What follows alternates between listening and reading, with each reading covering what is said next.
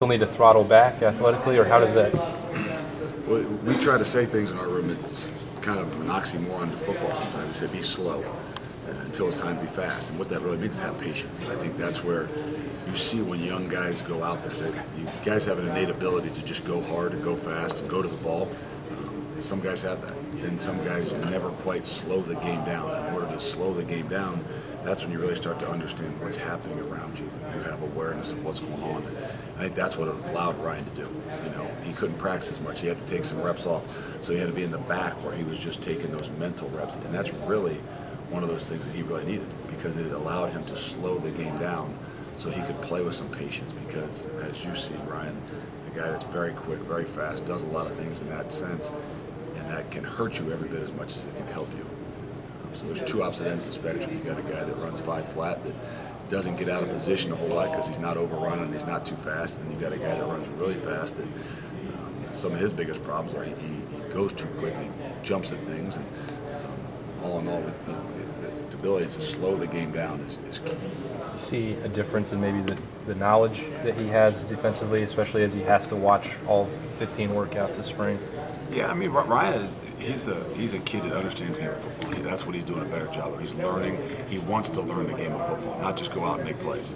And I think that's where you start to see a guy in his maturing process that, you know, early on it's just, I want to get on the field. Then it's, I just want to make some plays, because that's what coaches say. Hey, we got to see you make plays. And then once they get to that point where they've made plays, then they realize, okay, now I need to understand what it is that I'm doing. I understand the game around me in order to be great at what I do. John, you mentioned Josh earlier. Is there anyone else who really made a lot of strides this spring? There's several guys. I mean, each coach will have guys in their room. There's a lot of guys. The thing that I think we did is we created some competition in the linebacker room. We found some guys that can go out there and perform. Like I said, a long way to go, but we created some competition. Not just with David Perkins and Cameron Williams, but a Craig Fada, a Joe Berger. What you do when you have some things like that, you create competition on a daily basis, and that's kind of what we did. Are all those guys going to be great, or all those, who knows?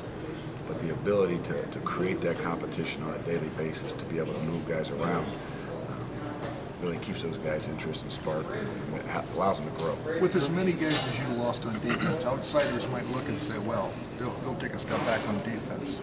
Obviously, you must not believe that. Well, we never believe that. But the reality is that when you have some young guys, there are some different things that you do. When you have young guys in the spring, sometimes that's the most exciting time. Because as you know, you could take a fifth-year senior and go into a spring ball. It might be his 4th time in spring football. And, their mentality might be a little bit different. There's some guys that, have been 2 or 3 year starters. Sometimes their mentality is a little bit different. So it's an exciting time when you've got a young group. And I think we saw that. We saw that not just with the linebackers. More importantly, we saw that with the defensive line. So, it's a tough program that pushes you hard. And I think we saw guys that are starting really to grasp that, a little bit of the different leadership styles and things. And I think it's been really good for the young guys. What did you think of the Perkins hit on Brutus?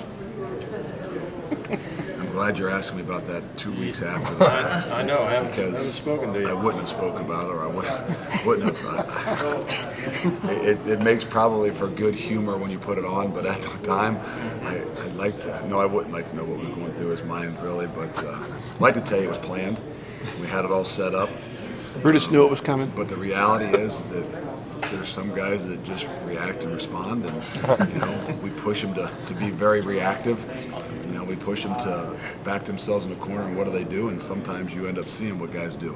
And it was a very good form tackle. I think we're going to use it on our tackling tape. You mentioned concerns about lead.